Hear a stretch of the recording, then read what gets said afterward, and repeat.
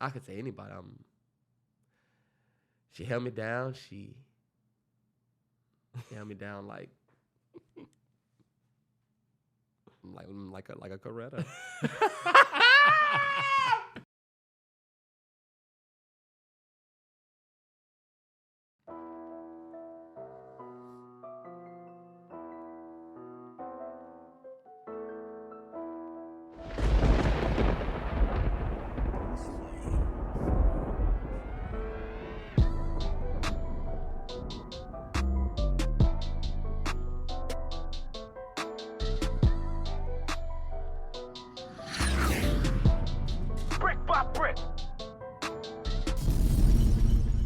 Yo, it's the MalloryBrosPodcast, episode 183. Happy Tuesday. Happy Tuesday. And let me just say, right now it's 12:28 a.m. This is probably the latest we've ever recorded the Mallory Bros podcast. Definitely a special episode. It's already Tuesday. It's basically already Tuesday. Mm-hmm. Happy Tuesday. It got some smudge on it. And I tried to get that off. A little bit of technical difficulties that pushed our shoot time way back. But it feels good to be here. Believe it or not, my boy Terrell is getting ready to go to his home away from home. We can say? Nah, yeah, for sure. He's getting ready to go to the DR, and we going to straight from these mics to the airport. Straight from these mics to the airport, man. The red eye. He looked like he getting ready to be in the very front of it and fly it. This nigga dressed like an Easter basket. Let's go. Okay, this nigga definitely dressed like dressed like the first surgeon. You dress like you do the Easter bunny pics, but you the photographer, so you try to be on theme. You look like an inaugural pilot. Word just works. You look like an Easter. Okay, look. First inaugural flight. Dude got a good print, boy. They look like a good comforter. And look, if we see that comforter print, you say, "Give me that comforter print." This is a fire. This is a fire. What you call it, Terrell? This is a fire. You look like team. It's a boy. It's a boy. I know that. I know that baby gonna be a boy. It's funny that you say that. That's all I'll say, because this has that cozy vibe, you know. It does, but the blue. Mm-hmm. I ain't gonna lie, y'all. It's late. Terrell caught me in the mix. Can you see it? Can't nobody see shit on you, boy. What are you talking about? Last week, this whole week has been a rough week for your boy, because y'all remember the sniffly man right here? Uh-huh. Remember what happened? Well, guess what? All of that sniffle, it came right over here to me. And I was sick all week. He got the whole fam sick, believe it or not. Him and his boy. Yeah. Well, when I was here last week and we did the pod, if you go look at that old podcast, I was kind of like congested. And I'm still kind of congested. But that day, I felt like I'm getting sick, but I took a Zyrtec. I should be straight. Because last time my nose was running, I took a Zyrtec, shit went away. I don't know what I was allergic to, whatever, something to eat. So I thought this was the same thing. And I was telling him, nah, I'm straight, it's fine. You look like 2024 Red Tails. You look like the cool-ass flight dude. Yeah, what you look like, boy? You dress like the nigga you that look died. like you about to take a cool-ass flight. What's the nigga from Power that Tariq killed that was a teacher? He thought he was sleeping with Meldrum. Jabari face ass, boy. That's what you look like. I thought you was going to say 2-bit. That's the funniest person to say somebody look like. This nigga look like 2-bit. Hey, look.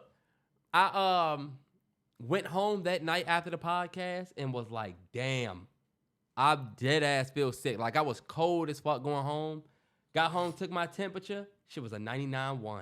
I said, damn, I got a little low grade. Yeah, I'm up there.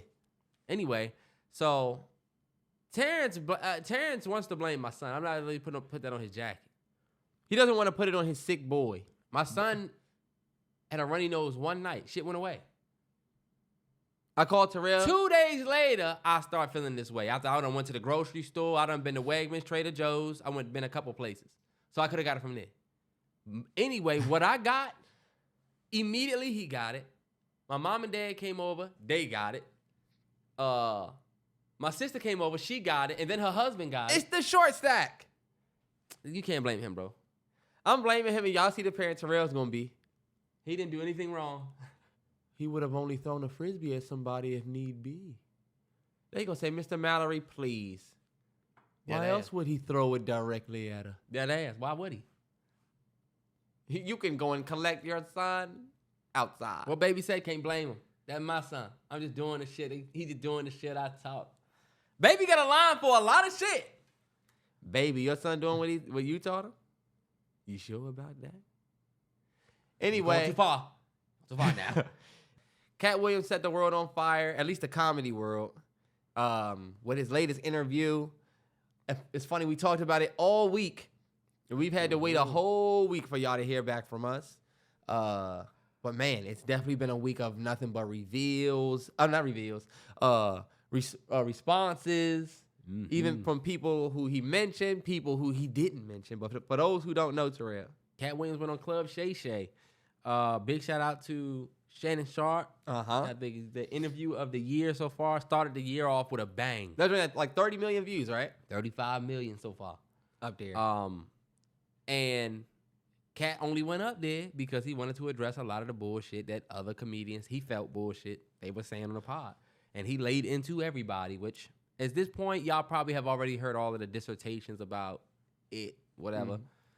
Mm-hmm. It's funny because we were just saying that we was changing the podcast from Fridays to Tuesdays so we could stay out in front of shit. Then this shit happened on a Wednesday night. So, but yeah, Katt, he went crazy on everybody. I mean, it's been a week of, like you said, it's been a week of responses. It's been a week of receipts. Yep. We done got to see that a lot of people did steal some shit. That's 100%. You stole. Why do we see this and then yours? And this was supposed to be before yours. And I told Terrell, this was like, this is like Katt Williams had the gauntlet, Infinity Gauntlet, and like Thanos, he just snapped his fingers and the whole comedy game is just split down the middle. Mm-hmm. And like, did you see? I think the latest one that I just seen was Bruce saying it would have been furniture moving. Boy, Bruce, please, why? And then you weren't even mentioned. And me and Terrell was talking about how the people who weren't mentioned seemed to be a little bit more offended than the people who were. I was telling Terrance, it's just like Kendrick Lamar's Control. When Kendrick put Control out, you had everybody responding. Niggas that was not mentioned at all was putting out a fucking response. And this kind of felt like that again. This nigga came at everybody and pissed off everybody. So people that's affiliated with people he mentioned were upset. I feel like my biggest takeaway from what he said, of course, he said a lot of dope, insightful shit. Like, I thought it was dope that he said if you wake up every day and tell yourself, all right, this is it. You know, that's all I had. He said if you live your life like that, then your life will be changed. I took a lot away from just that one clip. Mm-hmm. But him talking about the comedians in the way that he did, or at least in the manner in which he did, y'all know I'm all about real talent. I'm all about talent keeping you in the door. If you have real talent, then that's what gets leaned on. Taraji P. Henson is able to speak the way that she speaks because she actually has real talent. You know what I'm saying? Mm-hmm. And end of the day, no matter how many tears you drop, no matter what you say, your talent keeps you in the room. And I think Katt Williams shined a good light on that philosophy just even within comedy. Mm-hmm. As he's pointing and shedding light on some comics that we always looked at as goats. And he kind of not really exposed them, but kind of highlighted them, put them in a way where it's like, okay, are they really what we've always thought of them to be? Yeah. You know? Yeah. We saw a lot of comics jokes look like they done borrowed this joke or that we done heard this joke before. It looked bad for Sid.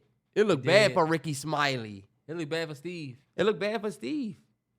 It looked bad for a lot of them. And Katt, I think he has the stand-ups to back up what he's saying. And he's like you say, he's standing on the side of comedy. Like, don't talk none of that other bullshit. Don't talk to me about movies or nothing. Because first of all, Katt got movies too. Mm-hmm. So he can talk to y'all about that. But y'all can't have the stand-up conversation. The only person that I felt like I shot a little bell to was Kevin Hart. I like how he told, and I was just getting ready to get to that, but one thing that I do like that Katt Williams said in regards to Kevin Hart is he was like, you can have the accolades and all of that. Remember, he was like, but let's stand on the line, boy. Remember that? You versus me. I guarantee it won't matter. I love that level of competition. Yo, I guarantee if we just stand on the stage together, I'm going to do better than you at the comedy shit. I love that. I honestly do think Katt funnier than Kev. I don't think anybody standing next to him and beating him. I don't like calling Kevin Hart a industry plant. I don't think Kev is an industry plant. Kev has a very documented. Yeah, I don't think he's an rise to industry fame. plant. Chocolate Factory. He did a lot of very small shit. A lot of, his rise in the early 90s. That's why I was saying Katt said a true thing though. Katt said, I was small and funny, but wouldn't do the bullshit. So they went and got another guy that was small and funny that would do the bullshit. And that's essentially the essence of a plant in a way. I get what people would say that Kevin Hart was a plant in that way, where they felt like maybe Kev was more willing to do the risky shit while being that short, funny guy, to where Katt had a whole lot of integrity. Nah, yeah, for sure. Yeah. But, I mean, the one thing you can't talk about to me with Kevin Hart, you could talk about dad and you can make him an industry plant. I was telling Terrance, I feel like Katt, in some of what he did, was a very, very great job hating. Nah, yeah. Like, I hate on people, and sometimes my hate comes from, you don't have the details to back it up. You know what I'm saying? I just might not like the nigga. Yeah. But Katt did a really good job with his hate, because it all felt like it came from he had certain detail. Like, he thought about the shit for a long time. Nah, hell yeah. You ever hate on a nigga and you be arguing, then you get home and think of some shit? 100%. You saying a nigga's hat brim that was nigga fault. never even made a touchdown in that game, and they were just talking Right. about it. I never realized. I never realized. You want to go back up to the nigga and say another thing. Exactly. Yeah. But it seemed like Katt really was thought out on a lot of his shit. But I feel like the Kev Hart shit was a little hate. I feel like That definitely felt like a whole special, the Katt Williams interview. it did. You could literally put that joint on like I'm about to say, because he was even talking like it was a special. The little subliminal jokes, him saying that Steve Harvey went and got another woman that thought like a man or something like that. We was like, oh, yo, he's spitting y'all like. He did good. He did. I think. Go ahead. I think just going back to Kev real quick. Yeah. Kevin got specials. Yeah. You can't have a specials conversation with Kevin. Now you can, because I think Katt is funnier. I will say that. And I didn't like Katt Williams. I didn't like Kevin Hart's response. Just don't say shit. Nobody's response was good. Everybody's Everybody's response response whack. made him look worse. Everybody's response made them look way worse. You just shouldn't say anything, bro. I feel like the hate that we've seen people, because I was going to say this too, we can't necessarily believe everything that Katt Williams said. Like, there's things that he said that was very unbelievable immediately when he said it. Y'all know what I'm talking about. He said that he read 3,000 books from the age of like 8 to 13 or some shit. Dog. There's no way. You would be a scholar. Y'all never sat in front of somebody that y'all knew was lying. Some of that interview, I was like, oh, this nigga lying. Yeah. He said he had 60 movie titles. Katt Williams. 60 is a Denzel Sam Jack number. It is. You ain't got 60 movie titles. He might though, T. Terrell, even if you can pull up 60 different things he was featured on, that's like the nigga. You ever meet a nigga who's a music artist and he say, I got 15 music videos. And you're like, I follow this nigga on Instagram. Where the fuck is his 15 videos? The nigga might actually pull up 15 videos, but I mean, bruh. He's only acting in 44 titles. Terrell, he said he had 60 movie titles. I told Terrell, he kills me when he says, my 100 city tour. 100 city tour? Why have I not seen a Katt Williams He don't promote it. tour, even on Ticketmaster for out here? I know he come to DC. And you know what's crazy? He was talking about how I don't go around and say, yo, please come to my show. Yo, I'm doing a show. I'm going on a tour. He just, his name show up on the marquee, his fans show up. But guess what? You just did the biggest promo of your fucking life, because now...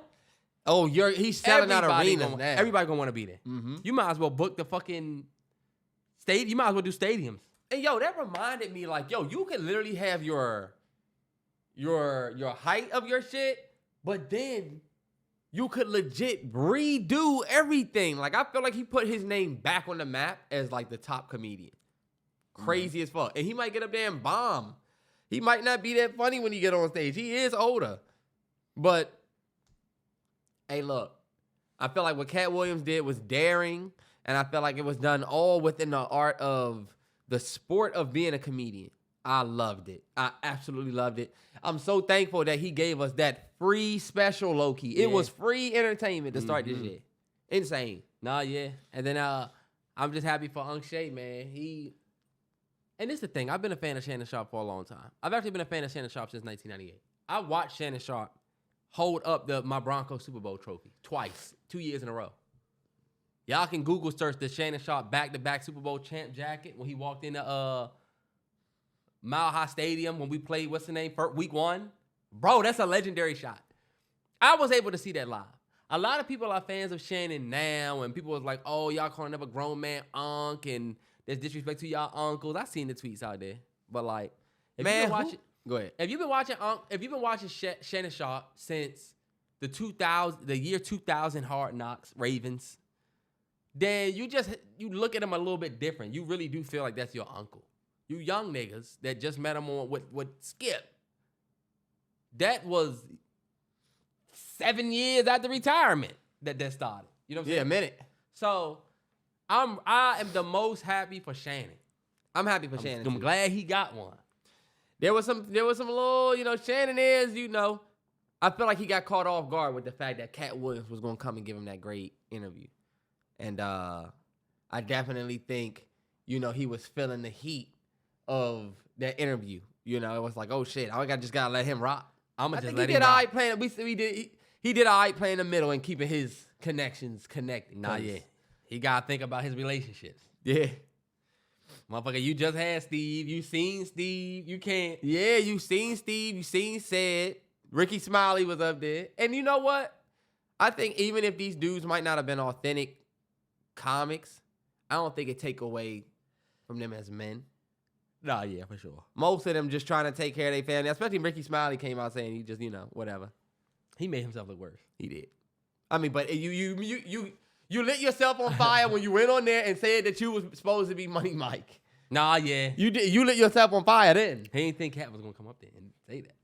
Oh, shit, he went up there. The nigga tried to get on his show and say, when I was there, this was the plan. I guess they changed it. Nah. You know how scary it probably was? Where all the cops was like, hey, did you see the Katt Williams joint? You need to watch it. Your whole team calling you. Katt Williams went on there. They said he created a PR nightmare for people because what do you do next? Hey, look, they had Cedric the Entertainer look like he was on his lunch break somewhere talking about, I don't know what this dude's talking about. What? That's my joke. 72 dudes. I wrote my own jokes. I ain't gonna lie. Cedric might have stole that joke from Katt, but Cedric joke was funny. I seen Katt. Yeah. It wasn't better than... That's one of my favorite parts of Kings of Comedy, bro. And the people that were saying stuff like Johnson Family Vacation was never funny. I never found the Kings of Comedy funny. Let's stop the Katt. Nah, yeah. That's that recency bias. I feel like y'all want to be Katt Williams. Oh, I always thought Katt was the funniest. Y'all be dick riding. Nah, for sure. We always with Katt. People dick ride, and people dick ride the moment.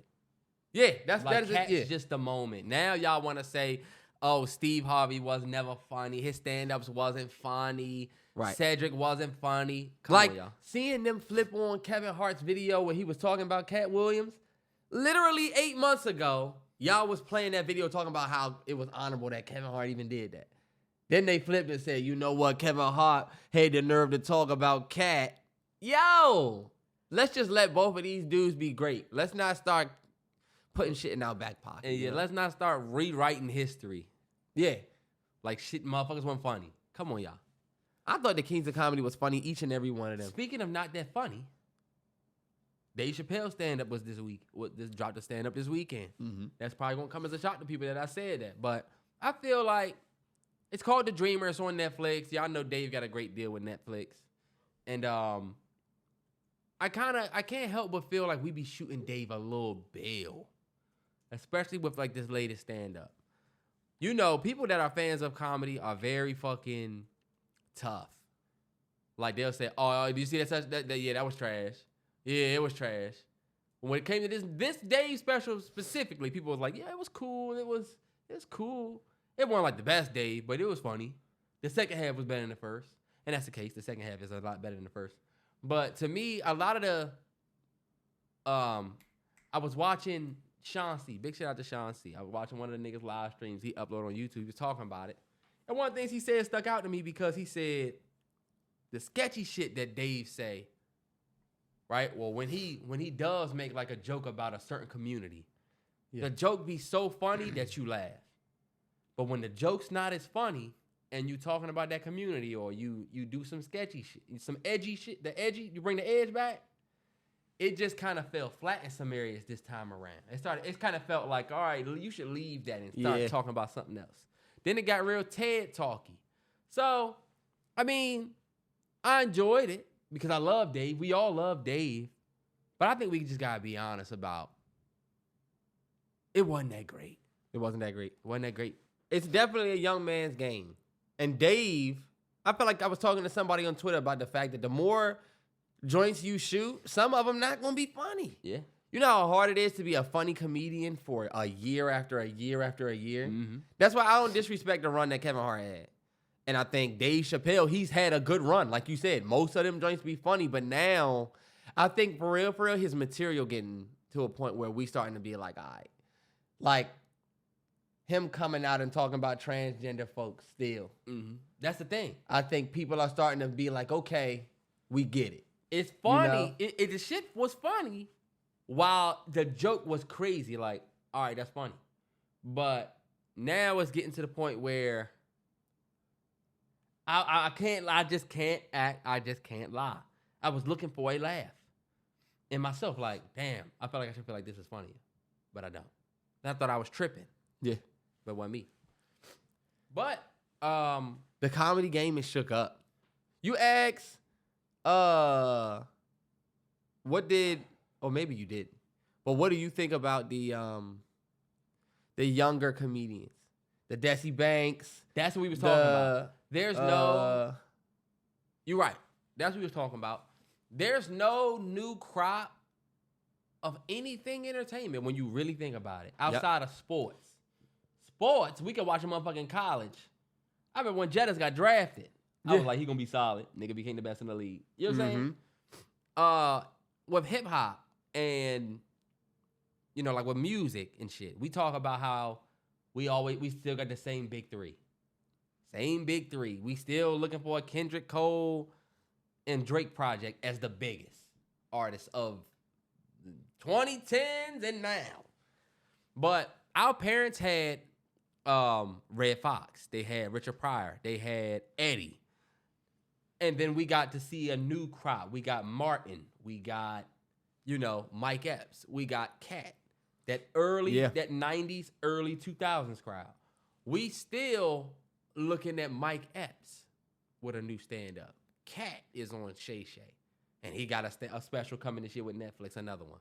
It's just not a new crop that's taking over. Just like music, you have the Desi Banks. Just like music. That's a fire. That joint will come on while you at the cookout. Yeah, you say on my phone. Hold on, wait. Let me get a hot dog. Hey Siri, which one is that one? Look, she ain't even reading. You too turned up. Too turned up. But just, you see how I said, which one is that one? Which one is that? You talking to her like she your man. But just like in music, there's artists that have potential, but they're not headed that way. Yeah. We got Desi. We got Country Wayne. We got Drewski. We got a different format for comedy, but we don't have nobody that's killing the stages for real. That's young. Yeah. I would say there's some white boys out there that's actually doing some good work. You know what I'm saying? That I like. Like shit, they're not young, but people that I didn't watch before. Just like in hip hop, that means my opinion on it. Just like in hip hop, you're seeing artists that come under these folks. They have a little bit of influence, but they're using it in a different way or in a different field that you can't necessarily say is a direct hand to. We were just talking about how Andre 3000 was like, oh yeah, I see people with my style. Yeah, I see Tizo Touchdown, and I see Tyler the Creator. And when you think about Andre 3000, it's like, I mean, okay, I guess I see traits of them in you, but they still doing something their way. And even Andre 3000 said they have their thing. Mm-hmm. And I think with comedy, we see traces of the comedic giants that we already have, like the Katt Williams, Kings of Comedy, even a lot of the other ones.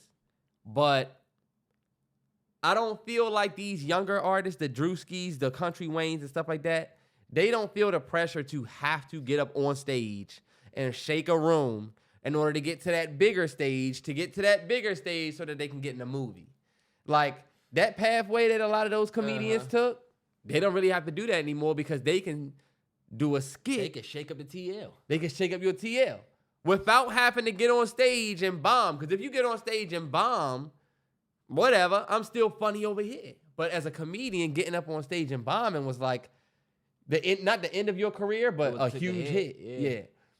And I think, like, Drewski can be funny on this TL and get an AT&T sponsorship and go and get a movie role if he want. And that's without having to make an entire room shake. I could get a bunch of laughing faces, and that's interpreted now as the new room shake, I guess. Yeah, because it's actually bigger than the room. Because you not only just killed Howard Theater, you got everybody on the TL talking about this joint. Yeah, but also it's memes. You wouldn't say that a meme shook a room. But it's little memes that's funny. It's little things that even me, myself, could tweet, and I could get them same laughs that turn into whatever you look at it for Drewski. But my question is this. You ever see Drewski on stage? Not necessarily even close to what we see in the skits. And that's no shade on him at all. When he gets up on that stage, that's where you see the real influence. When Desi Banks get up on stage, that's where you see the real, okay. Now you have to do what Kev and them did. Kev and Katt and them. And that's way harder, bro. That's way harder than you acting like a stereotype online. That's funnier. No, yeah. You know? But do we think comedy is evolving that way? Like, do we think the stand-up comedy just got a category at the Golden Globes? Where last night, Ricky Gervais won, for best stand-up comedy special of last year or whatever. So I think they trying to shine more light on it, but I can't help but feel like the art is dying. It's a dated art form. Yeah. Compared to how we find shit funny now. Like we used to wait for a new such and such special. Back Chris Rock, new special. Now we waiting for a new Drewski video, but it comes more often. Yeah. And since our attention spans are shorter, we be good off of that 1-2 minute video. I don't think that you would say that you wouldn't, and this might be a horrible analogy, but you wouldn't say that a WNBA game held you over for an NBA game. And that's kind of how I look at these little skits versus an actual comedian giving you a dope special. Mike Epps will still do a Netflix special and that joint be funny as shit. Yeah. That's why I look at, okay, Drewski, you can give us a funny video on the TL, but I look at it like just like a WNBA game and saying, oh, look, basketball is on. And you're like, fuck this. I want to watch Bron play. And I don't know if we ever going to have another comic that's going to be able to sell out the Garden like Kevin Hart. Just because he can get on stage and tell jokes. Yeah. Like, he going to have to, we might see comedy turn into this performative thing where Drewski say, all right, I'm going to go backstage, come back out here as this dude. Then I'm going to go backstage and then come back out here as this guy. Oh, I don't know if that would go well. I don't know if it would either, but that's safer than you getting up there and say, you know what I hate? I was at the store the other day. That's tough comedy. That is tough. If this nigga try to do wardrobe changes and what? You still gonna have to come out there and tell jokes? Nah, but he gonna come out there as somebody. And it's easier for everybody know it's easier to make people laugh when you act like somebody else. That's just a fact. He should get into doing live skits. Well, you see, he's doing like a play. You have different sets. Use your characters on some TP Tyler Perry shit type. Nah, yeah, he should do that. That'd be dope. And all of the artists, like you're right, you make a good point because all of the artists that I think could sell out the Garden right now are artists that are already been out since 2002, 2003. Yeah. I like certain comics, though. I want to put respect on before we move on, like Deion Cole. Outside. And D-Ray Davis that been able to, like... Remember when we watched D-Ray Davis on that fucking Versus fighting for his life because who was it? Ray J and them was up there? And then Omarion and Mario was late. They did him so dirty. They did him so dirty. He said he was never going to do that shit again. Nah, for sure. But D-Ray, Deion Cole, it's a lot of people that Katt didn't mention. A lot of people was talking about that. That people that Katt did not mention. Mike Epps. He didn't mention a lot of people. He showed D.L. Hughley respect. Yeah. You know? DL is also the only one we didn't see come out with a stolen joke this weekend. That's true. He the only one. I thought Deion not Deion, but I thought DL was one of the funniest parts of he one of my favorite parts of Kings of Comedy. And I know that's like a Unpopular kind of opinion because I guess people be irritated with DL Hughley. I don't know. what it is. They was definitely hating on all the Kings of Comedy earlier that week. But I think a lot of my comedy style I got from DL Hughley. If you look at how he tell jokes, the way we impersonate shit and then say an extra line, DL been doing that, bro. Go back. DL does have he's funny as shit to me. I thought every King of Comedy was funny. This nigga Terrell got me up here sounding like a... Didn't DL do the, usually I don't do this, but go ahead, keep the party going. Wasn't that Yeah. DL? See, shit like that. You heard about Ja Morant. Out for season. Yeah, man, it's a tough thing. It's fucked up because I was going to ask you how you felt because that's your guy. He just came back. We're devastated. They said that's going to mess up his draw. It is. I can't even slide. It's funny because... Fucked up. It's fucked up the nigga was balling. You know? He was balling. He was balling. You hate to see his season end like this, but he'll be back. He proved that he'll be back. And they season already kind of like fucked up from the start. They can go and get somebody in the draft, get somebody in the off season. They can be straight. All right, bet you got Jay Majors. Sat down on some thank God it wasn't Gayle King or he would have never made it out. Nah, no bullshit. I was nervous that it was going to be Gayle. When I saw them legs crossed, I said, yikes. Yeah, but he sat down, gave his truth. Hey, look, y'all. I'm going to just keep it a hundo. When I think it is so funny that he said that his relationship with Megan Good reminded him of Coretta Scott after that already being a fucking thing in your case. Like, you're low-key insane. I feel like that's up there with OJ saying, if I would have did it, no, that is not the same. then That I nigga would probably. This nigga, no, that's way different. It definitely is. I'm just saying, why, bro? Why set the TL on fire with that? I just don't get what the whole, oh my God, why would he say that about Coretta? The man obviously look up to women that favor Michelle Obama and Coretta Scott. And he found his Coretta in Megan Good. I think it's fucked up that y'all definitely look at Coretta Scott the way that y'all do because she really didn't do anything but great stuff as a human being and a woman. But she unfortunately she was literally married to one of the greatest human beings ever. We can say that, right? Yeah. Martin Luther King. Right. He just had a little side of him that was bad, but I feel like as the years go by, that's all it seems like y'all really remembering. I feel like this is what I was saying earlier. Everybody was like, what is his infatuation with Coretta Scott? Why does he keep saying Coretta Scott? What's the issue with Coretta Scott, y'all? What's the issue? I feel like maybe because she's older and back in the day, women back in the day were, not necessarily valued the way that they are now. Equal, yeah, it was more. They look at him saying that like she's like, my Coretta Scott, she's just. Like she his side, like take care of him, make his food, and let him run around type shit. The funniest thing is how he didn't really want to say. You can tell he thought about. I could say anybody.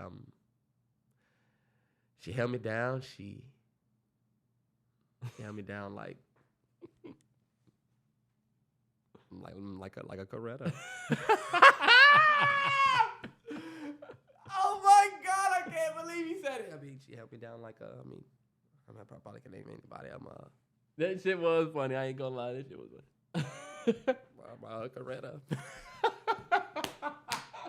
And look, you think about it, Michelle was right here. Yeah. Michelle, it was either Michelle or Coretta, one of them. He said, fuck it, I choose Coretta. Fuck it, I'm gonna just go with Coretta again. I think the funniest part too, y'all, is like, I feel like he's on some toxic shit. You know how you tell your girl some shit? I just need you to chill and relax. Why don't you just chill out and stop interrupting? And I just get a woman that'll listen to me when I talk. Then look, you get with a new woman and now you interviewing and you say, I love her because she don't interrupt me. And she let me talk. Let me get it out. Now you trying to get your shit off on your old joint. You know what I mean? That's why I said him saying Coretta. He went and found her. He told that girl, why don't you be more like Michelle Obama, more like Coretta? And think His about first interview after, he like, she's a Coretta. I got my Coretta. Boy, he got a hell of a Coretta. You went and snagged Meg. I'm telling you, y'all better stop faking on Megan Y'all Good. don't Like remember. she ain't have, her resume don't speak for itself in the streets. And we ain't even talking about nothing but just being bad as fuck. When Megan came back outside and she was posting, she was outside, she was back to wearing her regular, like she used to dress before she got with the church dude. She was with the pastor nigga. She was with the pastor. Good brother. They had broke up, they was an amicable breakup. But when she was back outside, she reminded everybody who she really was. My man Jay Majors. That's a W. That's a dub. That's a W. You leave an abusive white girl and you get with one of the baddest black women in history. All right. Let's keep it 100. Don't make it seem like the nigga just Terrell. wasn't abusive, Terrance. Megan Good. Megan Good is one of the baddest women in history. She is. I'm not disputing that. That's undisputed. I'm talking about, don't make it seem like he was in a relationship with an abuser. Like he didn't also have abusive traits. I think they both was fucked up. I don't think he should be going through what he going through because both of them was toxic. But at the same time, and what I like that he did in the interview, he took a lot of accountability for how he should have left the relationship. He should have just said he was done.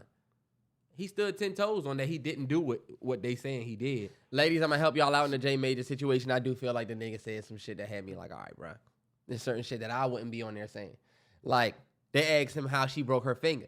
They asked him how she essentially fractured her wrist or something like behind her ear. And he said, I don't know. I wish to God I knew. Terrance, what do you mean you wish to God? It could be that he don't know how that happened. It could be. But also, hand me that tissue box. That look funny. You know what I'm saying? I gotta hand this sick ass nigga a tissue because he got me sick. Oh look, hold on. Me next. Y'all salty ass nigga. But yeah, man, J Majors. To me, I feel like he's got a long, long career in front of him if he treats it right. I think the man's got talent, and the only thing that's going to keep him in the room is his talent. Because right now you're on thin ice, bro. You better not do Megan Good dirty. You better not do Miss Good dirty. And we don't even know Megan, but still, you know? Let me read this to you, Terrance. This is some random shit. This is the most anticipated films of 2024. Randomly. It's only 10 of them. They got the Craven Hunter joint with Ryan Taylor Johnson, the white boy that everybody loves. Marvel? I don't think that's Marvel. I don't know why that font looked Marvel, but okay.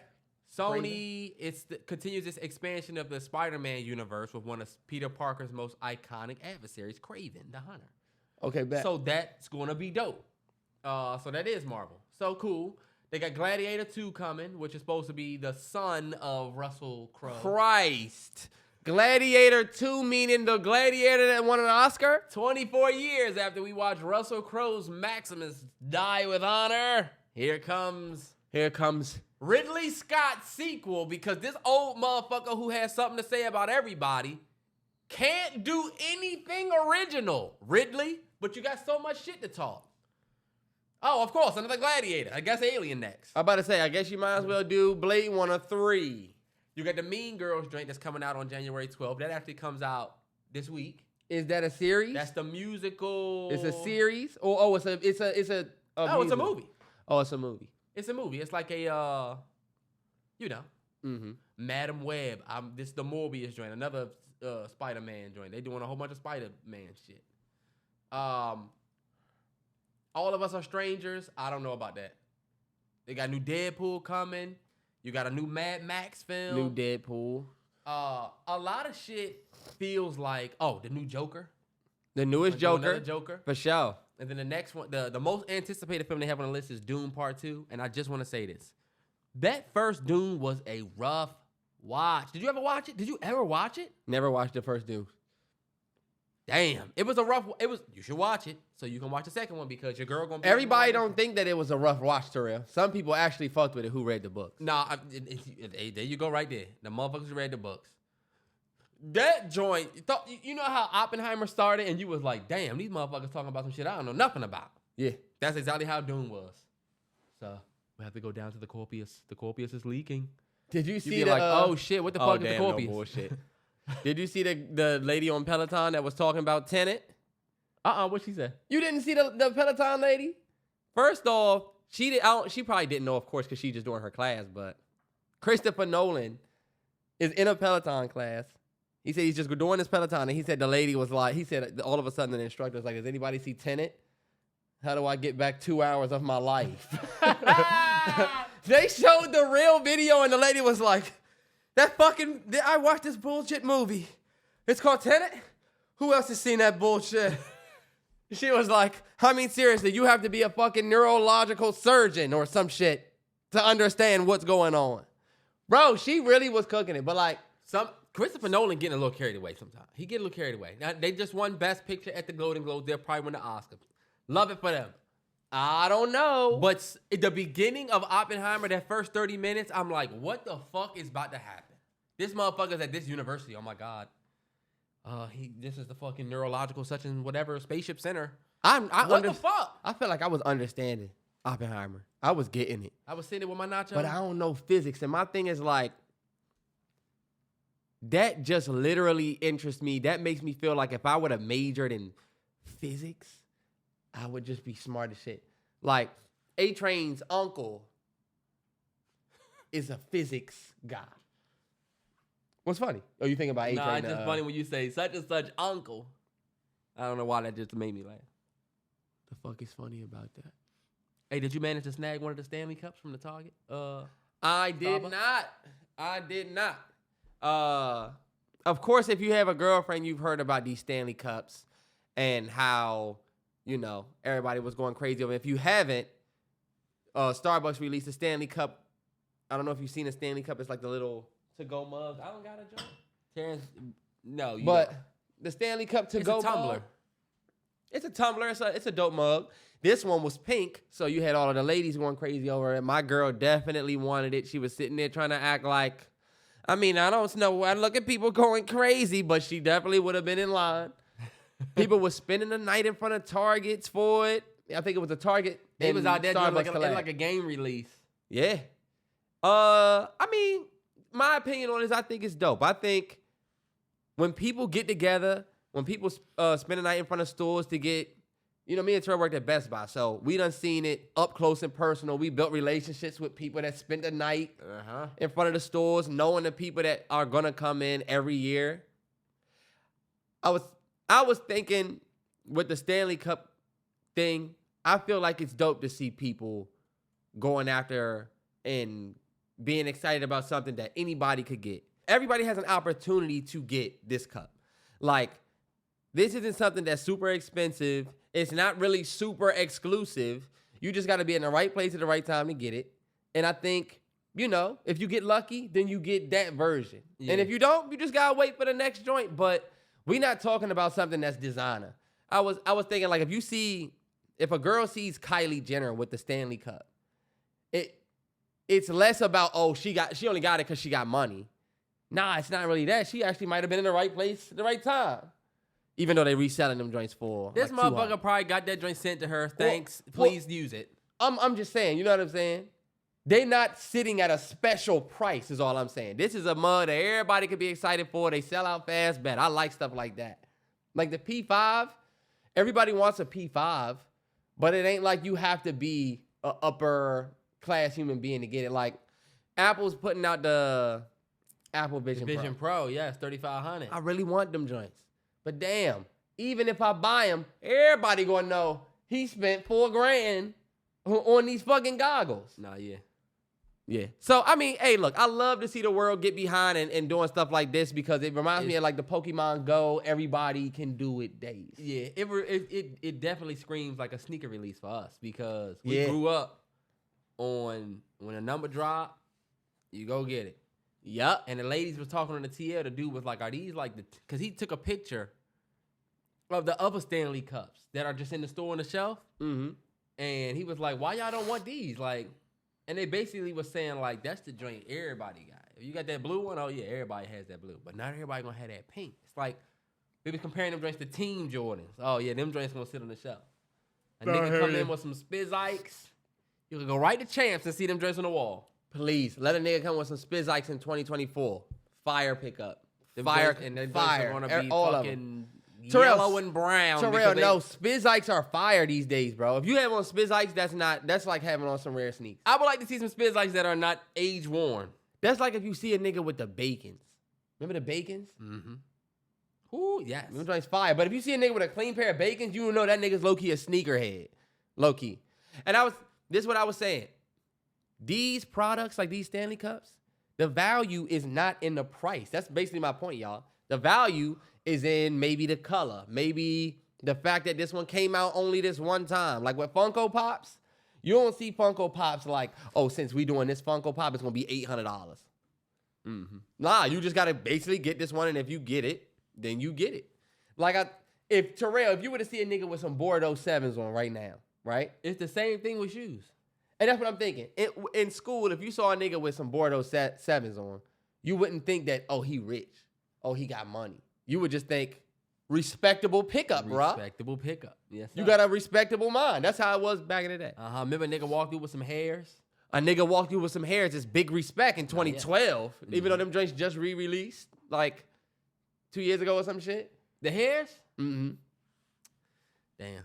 They coming out with everything. Bugs Bunny 8s.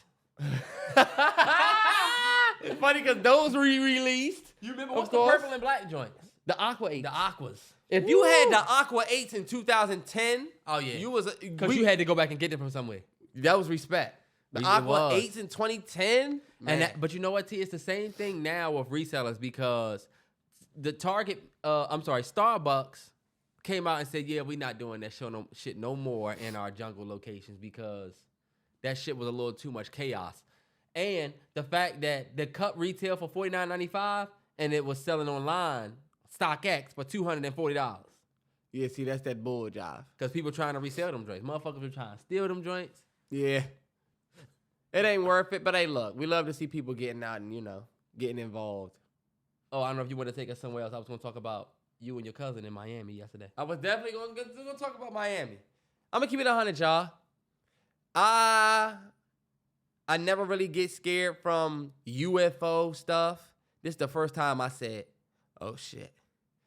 Like, the thought of an 8-foot-tall alien, an 8-foot-tall mantis-like figure.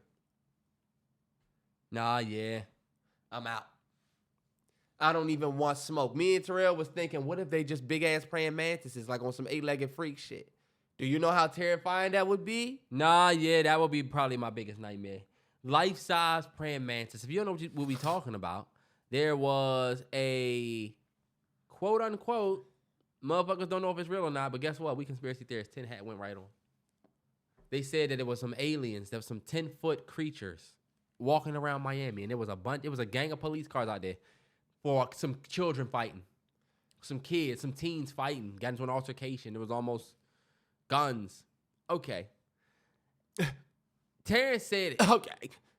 Apparently, nobody has footage of these motherfuckers. All you cops went down there, and apparently what they said was just a man or something. They said that the figure that we saw walking was just a man and his shadow. Well, if that's the case, then why don't y'all release the body footage? Yeah, release our body cams so we can see the man walking. Or where's the man? Let's interview him. Yeah. How wasn't it crazy? Everybody thought you was an alien. If you were an alien, then what was that? Were you walking? We need to find bruh. Because to me, you can't sell me that. You done already told me it's aliens. I believe that the government tries to cover shit up. First of all, I just finished The Boys and Gen V. That should be my movie suggestion of the week. Not the one that I was going to do. But I just finished The Boys and Gen V. And if you don't know anything about The Boys, it's on Amazon. It's one of the most graphic That in the spinoff, the most graphic shit I've ever seen. But basically what it's about is basically like superheroes be doing bullshit. This is not what it's about, but in the show, superheroes be doing bullshit. Terrell, we know what Boys is about. What? Let's say I'm a superhero and I just accidentally laser through you, and you die. They come clean the shit up and tell everybody else, oh, it wasn't really what you thought. I feel like that's what they be doing to us with these aliens. Oh, that's what's going on right now. You in Miami. Yes. Trying to come out, it was just a man in his shadow. And we haven't heard shit. Why we haven't heard so much more about this shit? I don't know. They trying to get you back on Cat. Oh, shit. Cat. Did you? Yeah, Cat. I'm telling you. I don't know, man. That shit definitely had me spooked. That shit definitely has me spooked. And my fiance is just so fucking not a conspiracy theorist like me sometimes. Yeah. And she's like, oh, do you really think it's alien? Okay, show me the picture. Oh, this looks fake. I'm like, when these motherfuckers come and eat us, I hope they eat your ass. If this was Bird Box, Gigi would have been dead quick. Gigi would have been one of them ones that's trying to get other people because she would have been like, bullshit. Right on the ride. So you mean to tell me you looked at it and you went crazy? Please. That was crazy. You know they got a new Bird Box out. It's on Netflix. It's called Bird Box. It can't be as good as the other one. I don't think it is. Me and A-Train was talking about Taraji. What about her? And we were saying, yo, and it's funny, this is just random. We were saying, yo, Taraji don't have a Bird Box. We was talking about Sandra Bullock, right? Mm-hmm. And we said, yo, Sandra Bullock could come out of the cut like she did in the pandemic with Bird Box, and it was great. Mm-hmm. It was like, damn, this shit is fire. As Sandra much Bullock, as I love my girl Taraji, that is what I'm looking for from her. And you know what people gonna say? Maybe if they would pay her the money, then you would get that. So you know what? That's why I feel like my argument with that falls whatever. Because I don't know what battles she is facing. I don't know what script she getting, but she said, oh, I would like this, but I'm gonna turn this down. Whatever. But True. Bird Box coming up just made me think, damn, that was such a good movie that we had to learn was good. We weren't baked that, oh, you know, we got Sandra Bullock, and you know, we got this person, and this person's playing this person. Go see it. It wasn't that. It was just good as fuck. It was good. But, hey, look, you definitely had help from the TL. I mean, motherfuckers was all in the house. Everybody saying that it was great. They shot that shit right before the pandemic and put that shit on Netflix right when everybody was in the crib. So guess what? We all watched it. Nah, Terrell, if Bird Box came out today, it would still be as good because the original idea was original. Nah, it would, but I don't know if... I'm not going to say that the TL didn't help that joint get to what it was. The TL will move That's true. you to watch some shit. That's true. But I feel like the TL's only doing that because it's good. You know how many niggas hit me that watched Old Boy because of my tweet? When I was like, yo, don't watch anything else but this. If you haven't done it yet. Terrell, you're trying to make an excuse. No, I'm saying... And say that the TL, oh, it's because the TL. Nah, Bird Box was good. Bird Box was good in a very did you see it way. It wasn't that great of a fucking movie, Terrance. It was cool. You're tripping. Bird Box was great. It was a great original idea. Bird Box was good. Taraji don't have a Bird Box in the last Taraji do have a Bird Box. 5 years. I feel like she don't have a lead role like that, and it's unfair because Sandra Bullock probably gets paid a lot more than Taraji. Taraji was probably busy doing the Paw Patrol voiceover that she had to do because she trying to put food on her I'm table. not shitting on her. I'm just saying what I want to see from her. I want to see her in that. I feel like she could be that. I want to see something like that. I would like to see her take on a lead role. I would. Something like that. She don't have many lead roles, and that's where sometimes the argument. But I'm a fan. I'm not talking trash. Are we still on UFOs in Miami? What are we doing about that? Tinfoil? Are we doing silverware? What was E.T. afraid of? That mug. Maybe we asked Lil Nas X since this nigga think he Jesus. Man, that's your man. That is not my guy. You still walk around this joint. Ba, ba, ba, ba, ba, ba. That's you. That song was a fucking smash. It was. I thought Jack Harlow was out of here when he did that. My track record's so clean. Something just passed me. I thought he was out of here when his album. Think about it. We did the album. What we say in the beginning? The next future Drake. The next future Drake. We thought that nigga was out of here. Yeah. Anyway, Lil Nas X is coming out with a single on Friday, and he said, my single is dedicated to the man with the greatest comeback of all time. And the song is called J. Christ. It's a single. This man, on the front of the cover of if you look at the cover art for his song, he did it for this reason right here. Go ahead, Terrell. This man is laid out across with a Shakira from the Beyonce video where it was in the sand. The little yellow thing hanging off him.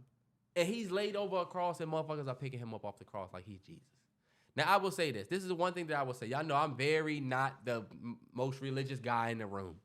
I'm critical of a lot of, religion. But I feel like it was disrespectful. And I feel like I can say it. And I feel like I should be the one to say it since I'll be critical of a lot of shit.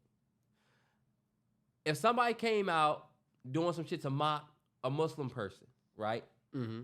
It would be Islamophobia. And if somebody came out and did some shit to mock Jewish faith, it would be considered anti-Semitic. I feel like that same courtesy isn't applied to Christianity. Now, that could have something to do with the way people look at Christianity because of its roots. Yeah. And because of how a lot of people got to Christianity. But at the end of the day, that shit is just like, it's getting a little bit ridiculous with Lil Nas X. You was twerking for the devil in your last video. You was going away to heaven and you slid down to hell and you twerking for the devil. Now you doing this. And let me tell you, the last joint was all right because, okay, this nigga's playing on the gay people go to hell thing. And he's fighting against that. You know what I'm saying? Yeah. I actually like that because for a long time, they had to deal with that. Yeah. But this is just getting a little egregious, if you ask me.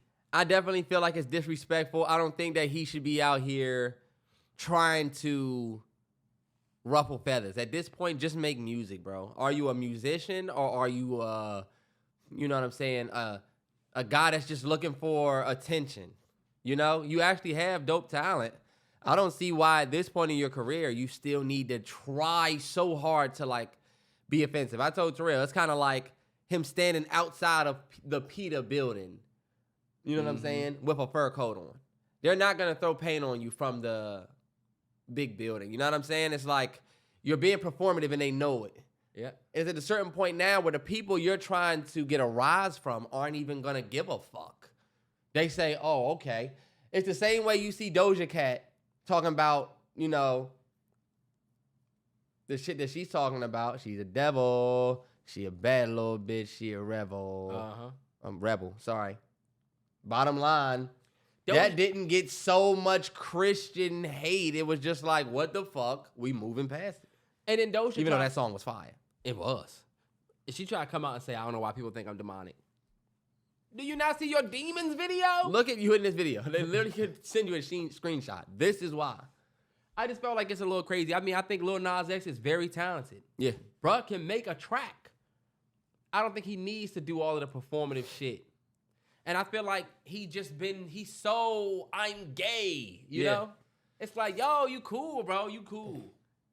Nobody really cares. Like, you're good. Nobody's really tripping. I don't think anyone cares, Lil Nas X, that you're gay except you. And I feel like the only way that you can keep your relevance is if you make it seem like, oh my God, people are so shocked that I'm gay. Like, I remember when he first came out the closet, it was like, oh, bruh's gay. And then he was trolling a lot. But at a certain point, it's like, okay, make music. Just do the troll thing is done, bro. We don't give a fuck anymore. That you said it. He pretty much said it. But I'm gonna listen to the music that comes out on Friday 100%. Because I know it's gonna be a solid song. Well, I have no reason to doubt him at this point in his career. I have no reason to doubt the guy. But I just think, some of the performative shit has just gotten to the point where it's like, all right, Brody, you straight. You ain't gotta lie to kick it, my nigga. You ain't gotta try. You ain't gotta try. So, Telling you, this nigga, go listen to that track, and you'll see a lot of niggas for sure. That's the GOAT though. So, Chance and the Choice was great last week, man. It was so great. I feel like it's not always going to be dirty. It's not always going to be here. I only got one for Terrell this week. I feel like it's a good one. But shout out to everybody who enjoyed it last week. It was very dirty last week. This one, I feel like it's going to get a lot of us in trouble. This one's geared for my black men.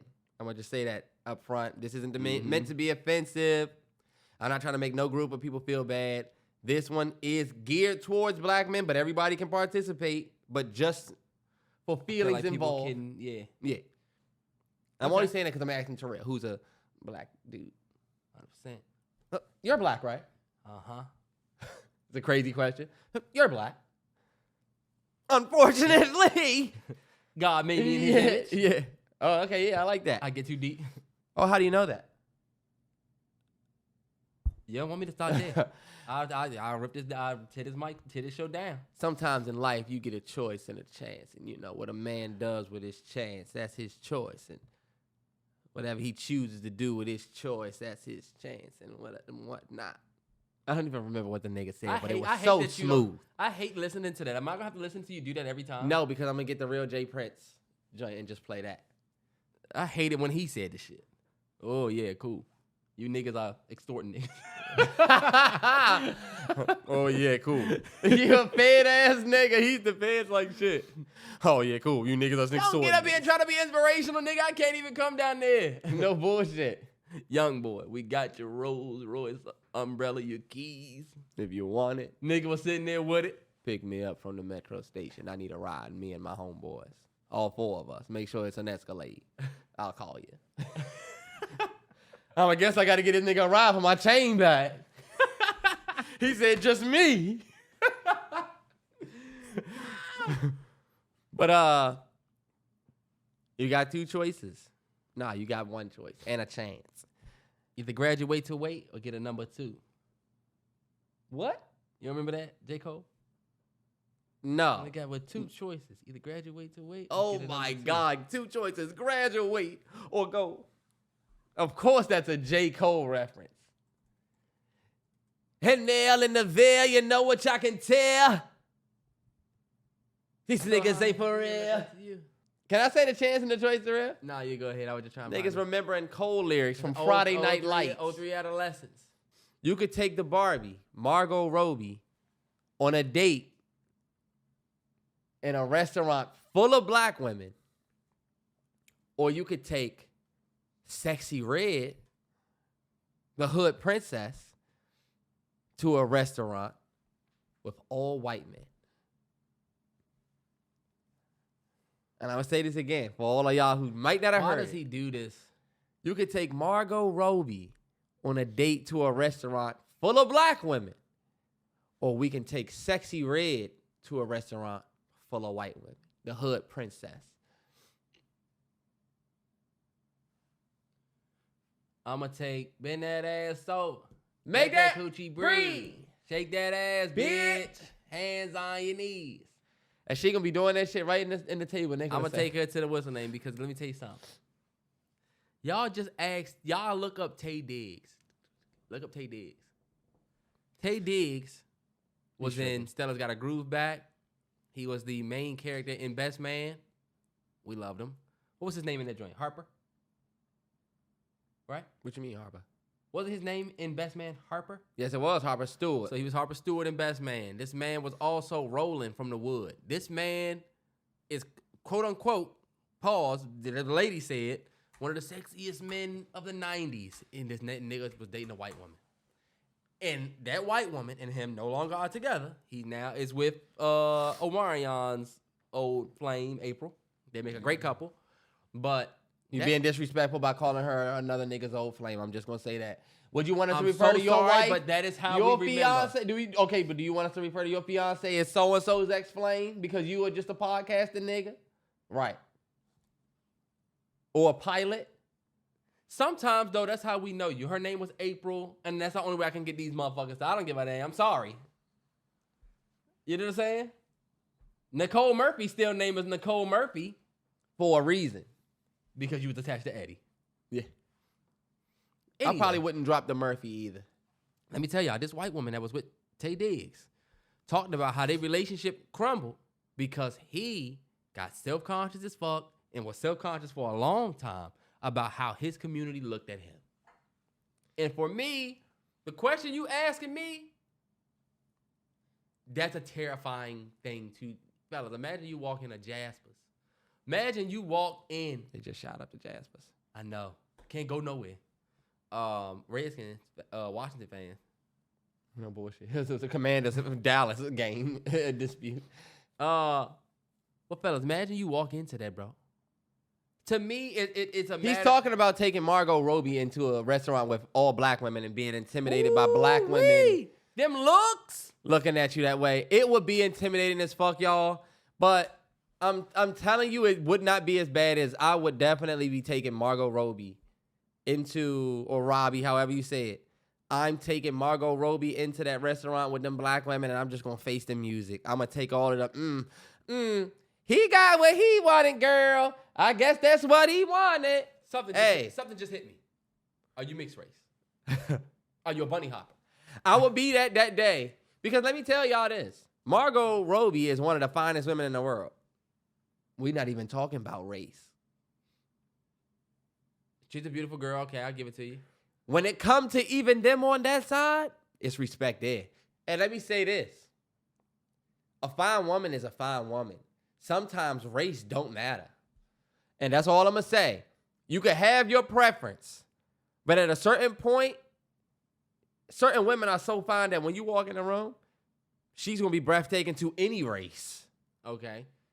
I feel like Margot Robbie is one of those women. I'd rather walk in there and I feel like I'm going to get, whatever, but I'm also going to get a little bit of benefit of the doubt because it's like, yo, shorty is fine as hell. It's not worth the... Walking into a restaurant with the white man, with Sexy Red, we're going to look like... Why?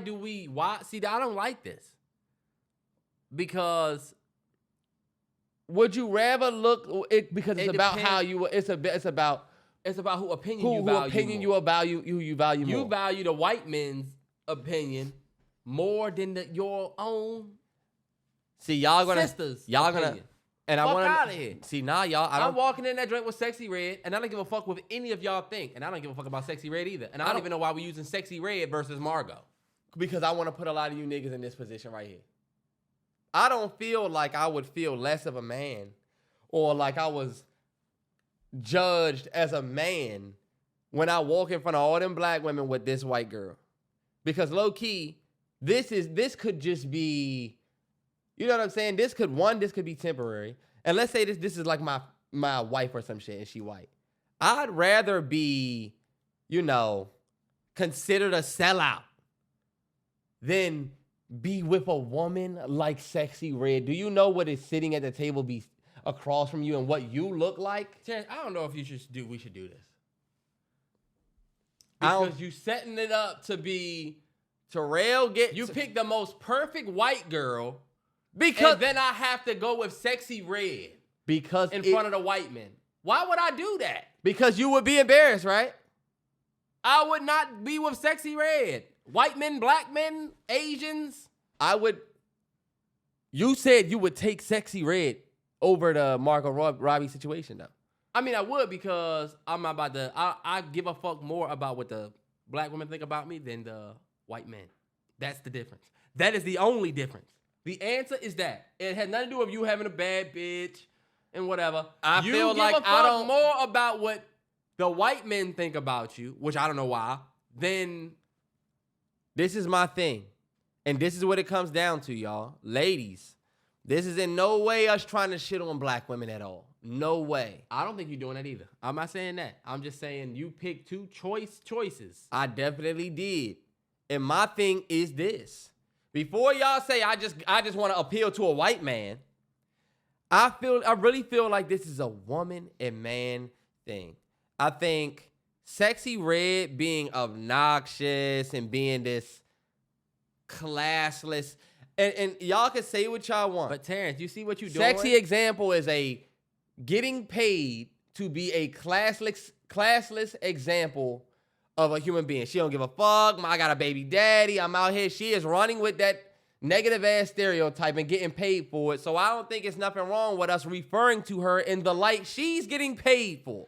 But why compare her to Margot? Like I'm not comparing women. I'm asking you about a situation you would want to be in.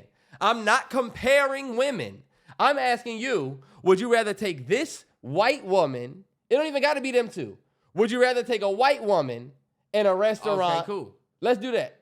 Would you rather take a white woman in a restaurant full of black women or a black woman in a restaurant full of white men? The reason why, look how easy the question is to answer when we put it like that. Of course, I'm gonna pick black woman because me and A-Trey could go to any restaurant. You feel me? Me and my girl go to any restaurant. I don't care who's in there. But Sexy Red is an example of something that a man would not necessarily be so proud to have on his arm, the same way he wouldn't necessarily be proud to have a white woman on his arm in an all restaurant with all black women. You would be proud, but you would feel like, it's just to put you in that situation. Y'all, we should be able to have convos like this, and y'all not think we You just sound like a nigga that likes white women, and I know you don't. I don't think I do. I'm making a decision to not sit beyond trash, and I'd rather just take the I'm a sellout shit. Because at least she fine. At least she fine. The decision you making is based on the person you sitting across from, not the audience that surrounds you. Yeah, because I believe the person that I'm sitting across from is a representation of me. So would you take Margot to the white restaurant? Or would you rather sit across Sexy Red in the other restaurant? Would I take Margot Robbie to the white restaurant? To the all whites? I mean, hey. What about the opposite? Sexy Red into the blacks. I wouldn't feel good sitting across from Sexy Red at all. And that's my thing. I'm not going to let the environment make me pick what I feel like is going to represent me. I don't feel like my representation, your representation is the nigga sitting across from Sexy Red. If she's on her sexy, we're not talking about the real girl. We're talking about the Sexy Red, the girl, the what she's getting paid to be. Okay. I feel like you get what comes with that. I don't feel like it's fair for you to get paid for being ghetto and ratchet and run with the ghetto ratchet image, but then when we refer to you as that, we got to refer to you with respect. No. It's cool. We're not being disrespectful. If I said... I mean, I get what you're saying. It's just harsh. Let's flip it so that it's easier. Would you rather be with... Who's a woman that's white that you would say is in the same market as Sexy Red? It would have to be somebody trashy. It's almost like going to the... I would probably say like a modern Damn. I was going to say Britney Spears. I was going to say a modern Britney Spears, but Britney Spears is a legend. That make it better though, because I mean, it ain't really about She's status. just kind of wild as shit. But I can't compare. Sexy Red is just, and this just. Let's say Miley Cyrus. Nah, because you see Miley not even like that no more. Now she winning fucking Grammys and shit. You talking about 2018 Miley? Well, look, this is my thing. Maybe we won't have to take it farther than how we already took it. But look, we're not trying to offend anybody. I felt like you made it seem like be received. I don't think it's going to be received. Y'all, hey, fellas and ladies, y'all keep it 100. I wasn't trying to. We're not trying to get on this joint and say, "Oh, would you rather take a dub ass black girl or a fine ass white girl?" It's not that. This is putting you as a black man. Would you rather take a woman you not proud of in front of white men or a white woman in front of black women? That's all it is. I just used two examples to make it spicy. And you made the black woman example Sexy Red. And you gave the white woman example Margot Robbie, one of the finest white women. Because if I tell you black woman versus Margot Robbie, you're going to pick black woman because me and you some proud black. One thing me and Terrell are not afraid to say is that we are, basically pro-black. You would not hesitate to say, I'm going to take the black woman in front of the white man. You wouldn't hesitate. It wouldn't have made it fun. I had to pick somebody that I knew you wouldn't so proud of. But that's not me shitting on black women as all of a race. I get it. Yeah. They going to say Terrell was being pussy. This nigga still a rookie. This nigga acting like he never got the cookie. This nigga stupid as hell. We got to book me. All right. But anyway. They going to say he's a coon and a bunny hopper. I'm not. I'm giving a nigga a situation and the nigga's folding. Y'all see how he scared under pressure? I'm not afraid under pressure. I cooked the nigga up. I souffled the nigga. So what you scared of? You look like Jonathan Majors in Devotion. And when you look like being up so high just made what me you look like, Terrance? It just remind me of you dress.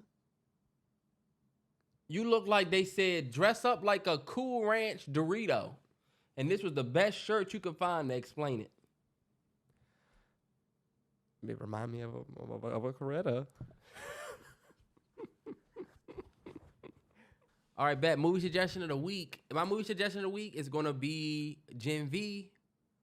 If you have already seen The Boys, or if you have not seen The Boys on Amazon Prime, you should 100% watch The Boys and then watch Gen V because it's the spinoff. We get ready to get a new season of The Boys to come back. Gen V was probably one of the most craziest, wildest seasons of a show I've ever seen. And The Boys was, like I said earlier, crazy as fuck. Oh, it's a show. If you enjoy, yes, it's like, I think 8 episodes. Bro, you need to keep watching The Boys. That shit gets crazy. I don't know how the fuck you're watching all of this TV. That's all I'm going to say. You put it on that night, watch an episode, maybe watch an episode the next day. I don't get it. Like, I'm trying to keep up with Boys, but like... You literally be watching, Terrance will watch Latrell Sprewell documentary. Who gives a fuck? Terrell, you don't even know what the fuck I be watching. You'll watch Kobe's. Terrell, that doesn't make up for how you made it through 4 seasons of. You made it through 4 seasons of The Boys, and then you talking about Gen V. I'm already finished Gen V. How? How the fuck do you and Candace do this shit? Terrance, you have the same time we have. You just be watching, like I said, random shit. You know what it is? He's not in the gym. It's something. There's something. There's no way you can keep that shit up. That has nothing to do. You go to the gym for a couple hours or maybe an hour a day, and if you go too much, let's say 3 hours, what do you watch at night? When you eat, what do you watch? What do you watch? Y'all think about it. Basketball and football is on. This nigga be watching the Clippers-Pacers game. Think about how good of a game that is right now, y'all. Clippers-Pacers. A good-ass game. All right. You can watch the movie, nigga. You see, he still got traces of that I forgot about my man Reese Halliburton. I forgot he played yeah, they do got a popular player. Terrell's mine. I forgot about my man Reese. You don't know anybody else on the team? I'm too casual, bro. All right, go ahead. Gen V. No, that's it. That's it. Go watch it. But watch The Boys. You have to watch. But where do you watch Gen V? Maybe I missed that. It's all on Amazon. Oh, it's all on I said Amazon. it. You were sitting over there. I don't know what you was doing, but I said Amazon. My movie suggestion of the week is going to be a movie that's in theaters that you can go see. I'm planning on going and seeing it this weekend. It's going to be by, I feel like, a very prominent black filmmaker, at least of our time right now. He hit us over the head with one with The Harder They Fall, and he's back with his next film produced by Jay-Z. It's called The Book of Clarence by James Samuel. Yes, I'm excited for this. It's going to be in theaters this coming Thursday. Lakeith Stanfield led. It's almost like James Samuel adding his own book into the Bible or something like that, like almost like a book you didn't get to read. I'm not real big on religious movies. Samuel's got me going to the theater to see it simply because of his effort in The Harder They Fall. I feel like he's a respectable filmmaker. I want to see it. Maybe do a little something for it after I see it. Maybe we have a talk about it or something like that. Yeah. So I'm trying to be more upfront with it, you know. Took me forever to see Killers of the Flower Moon. And this year, I'm on a whole new leaf. I still want to see The Holdovers. Or The Leftovers, I'm sorry. The Holdover. The Holdover. Paul Giamatti won for it last night. I need to see that. And I forget her name. She just won Best Supporting Actress. It's called The Holdovers. The Holdovers. Devon Joy Randolph. Shout out to her. Shout out to her. Golden Globe. Let's turn up. Yes, sir. But yeah. Oh, you know what? We actually didn't talk about the Golden Globes.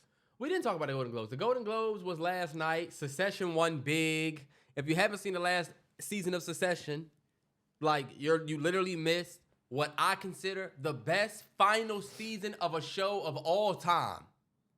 There is no show that has a final season better than Succession. Give me the show. It's not The Sopranos. Final season? Yes. I mean, like, this is your final season. You finale. Boom, we're done. Succession just beat everybody. Everybody, and I've seen all of the shows a million times. I don't know about that, and I only need a couple more episodes to finish the Succession finale. Terrance, no, you don't. I just don't see how it's going to be. I don't see how that's the best ending of a show. I remember the last season before the end. I just don't see how it's going to end better than every other show. That's a very big thing to say. There's shows that ended great. Succession won big at the Golden Globes. Sarah Snook. What's my man? One of the I forget his name. I forget the guy with the little brother. Yes. Kieran Culkin. They both won for their roles. Oppenheimer was... That's Macaulay's little brother, right? Yeah. And did you know he was in Lost in New York? Who? Kieran. Oh, for real? Wow. Yeah. He was a little guy. I'm calling him Kieran because that's how the black folks say. His name is probably Kieran. Kieran.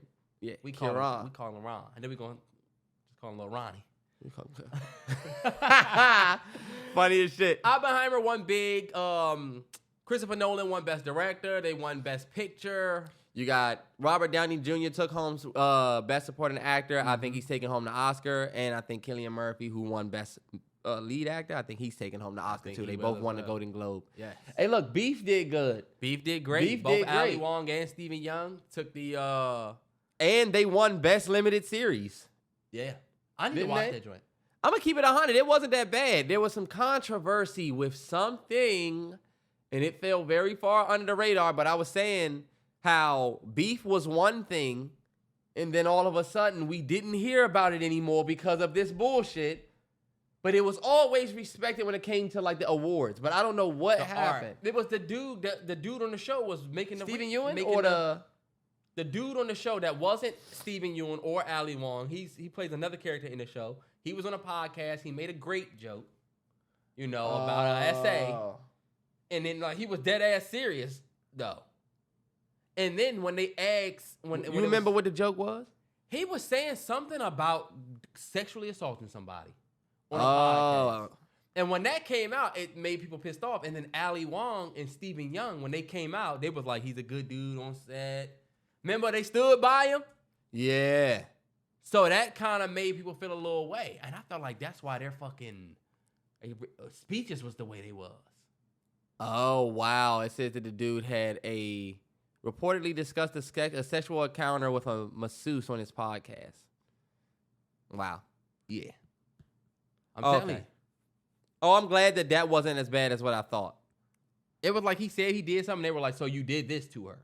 And he was like, well, you know what I'm saying? Yeah. It was bad. It was bad. It was bad. And Ali Wong, and we was expecting her and Stephen Yeun, them two, to come out and condemn him for what he said and say, but they came out and said he was a good dude. All we know is he's a good dude. We don't know about that bullshit. Tell you, man, they stood folks, for his. They stood for theirs. They stick together. All I'm gonna say is the show, believe it or not, is great. Beef was great. I felt like the premise behind it was great. It was about a road rage that went way too far. I like Ali Wong and Stephen Yeun together. I think that's dope. Not in a weird way. I mean, artistically. What else did we miss Golden Globes that we needed to say? Barbie won for cinematic and box office achievement. Yep, Barbie won cinematic and box office achievement, and I need y'all to know that is a very important category because we were talking about how Barbie had great reception and great box office. However, I wonder how this award is going to look for these movies in the future that have great box office but might not be the most liked. You know what I'm saying? Yeah, they might get the box office. That's the beauty of that award is that for the Michael Bays of the world, the James Camerons of the world who may not get Best Picture, they'll probably win that one. And a part of me felt like they had that award just so they can get these box office success stories on stage and have a place to be happy because low-key, it ain't no other award show that's celebrating box office success. That don't mean shit. For sure. Well, it means something, but like, I'm sure Russo would like to hear that, and I'm sure Marty will be like, whatever. I gotta say this. The Bear won again. My guy, what's my guy's name from The Bear? I mean, you watched The Bear. Nah, what's my guy from The Bear? Terrell, come on. Learn your shit. The Bear. Jeremy Allen White. And Ayo Edaberry won as well. Yep. That was great, man. Ayo. So happy that she won. And if you watch the fucking show, you will see. I've seen the first 2 episodes. Me and A-Train supposed to be starting this, but A-Train take forever. Blaming her. Jesus Christ. No, it's not on her because you have other shows that you... Terrance has still not really seen Sons of Anarchy. I don't care to watch these yeehaw white boys riding a straight line on their chopper bikes. That's crazy to deduce the show. I don't feel like watching it. That's crazy to deduce the show to that. It's so much more than that. Them off, y'all. That's it. Come on. I'm just saying that to piss him off. The Bear won, and then lastly, to wrap it up, Emma Stone won for Poor Things. Don't think she might not snatch that Oscar. She might. Because she won for Best Musical Comedy. Anybody want to have some fun? Go look at Emma Stone's Golden Globe speech from this year and look how comfortable she was on that stage. She looked like she'd been up there before. She looked like she's supposed to be up there now, and that I'm going to be up here later. I mean, I've never seen anybody accept an award so comfy. She got up there and was like, I was just talking to so-and-so about, what were we talking about? I don't even know. I'm like, we never get on stage like that. I was so afraid. But they was going to give it to Fantasia. And she going to get up there and, thank you, Jesus, thank you, God, thank you, Lord, Lord, Savior. Oh, God. Terrance, we will never get anywhere. I'm telling you. We will never get anywhere. Anyway, go see Color Purple. But, you gonna piss me Y'all don't. You can't say that and just say, go see Color Purple. I'm sorry, because I'm not shitting on her performance. I'm just like, oh, God, let's not please get on stage and make every year it seem like when we win. Ever since Cheryl Lee Ralph won and sung that song, you have not been the Cheryl same. Lee won and then got up there and started singing a slave hymn. I sing a victim song. What? I can understand if nobody wants to give us money. Why? We keep it real. Last thing I'm going to say, Billie Eilish, she won for Best Song. What Was I Made For? It's a beautiful song. To me, the most deserving award of the night. I felt like it was no question at all what was the best song. Best song, What Was I Made For Barbie? Come on. That was a great song. It is a perfect song for that movie. Song. I don't know if y'all realized when y'all heard that song in the movie, but like, oh my God, what a song. Yeah. Billie Eilish is one of them artists. Big shout out to Lily Gladstone from Killers of the Flower Moon. She won. And then she was the first to win for her people, which is dope. Mm-hmm, and there's people who say, oh, what about her getting up there and her being thankful for her people? Well, that was her first ever win for them people. The first one ever. We shouldn't be getting up there in 2024. 85 women done won before. 89 black people done won this award. We still getting up there acting like we the number one. Oh, my God. Thank you, Lord, that I'm able to take a step in a step. 89 is a stretch. Fuck out of here. 89 is a stretch. But watch how accurate that is. It's a big stretch. That's accurate, though.